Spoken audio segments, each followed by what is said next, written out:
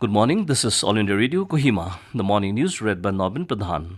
State Health and Family Welfare Department has said that the positivity rate of COVID-19 in the state has increased in the past few months. In its weekly COVID-19 bulletin, the department said the positivity rate for the past week is 16%, which is the highest till date. Among the traced contacts, the most affected age group is 31 to 40 years at 27%, followed by 21 to 30 years at 26%.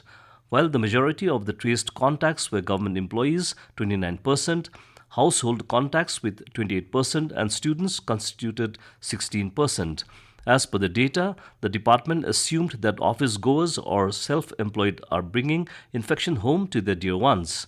Expressing concern over the recent spread of COVID-19 in a convent, prison, and church, the department said all these points towards transmission in closed environments. To remedy this, the health department suggested for restriction of office attendance to 50% and mass gatherings or events with strict adherence to 3 Ws: wash hands, wear mask, and watch distance. Minister of State for Personal, Public Grievances and Pensions Dr. Jitendra Singh has said that so far interview for job has been abolished in 23 states and 8 union territories of India. He said this is a follow-up to the abolition of interview for Group B non-gazetted and Group C posts in the central government ever since 2016. Dr. Singh said in the past, there had been complaints, grievances, and allegations about marks in interview being manipulated to help certain favored candidates. The minister said the abolition of interview and considering only the written test marks as merit for selection offers level playing field to all the candidates. In order to boost agri exports, the government announced Agriculture Export Policy 2018, which inter alia provides for a cluster-based approach for export-centric farming of cash crops like fruits, vegetables and spices. The ministry said recently the government has also announced Agri-Infra Fund of 1 lakh crore rupees to improve the agri-business environment, which shall promote agri-export in due course.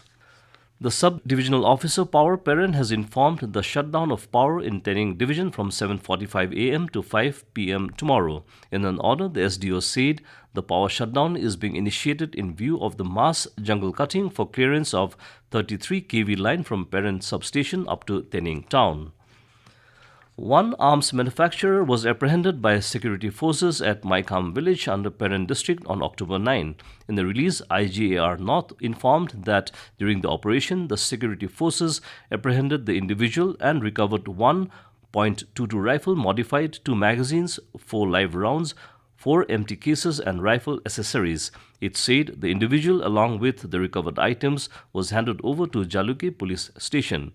In another case, security forces along with police representatives recovered Indian-made foreign liquor worth 84,300 rupees, 5 live rounds of .32 mm pistol along with a Chinese-made grenade and a fake rubber stamp of Chief Medical Officer Wokha at general area of Tsumang Colony in Wokha.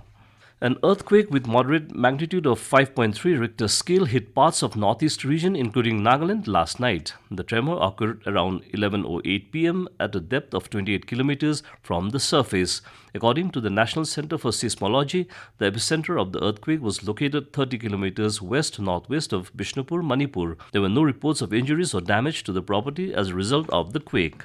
In tennis, Polish teenager Iga Swiatek has become the new French Open champion. She beat the American-Australian Open winner Sofia Kenin in the women's singles final by 6-4, 6-1. The 19-year-old Swiatek moves to 17th position in the world ranking.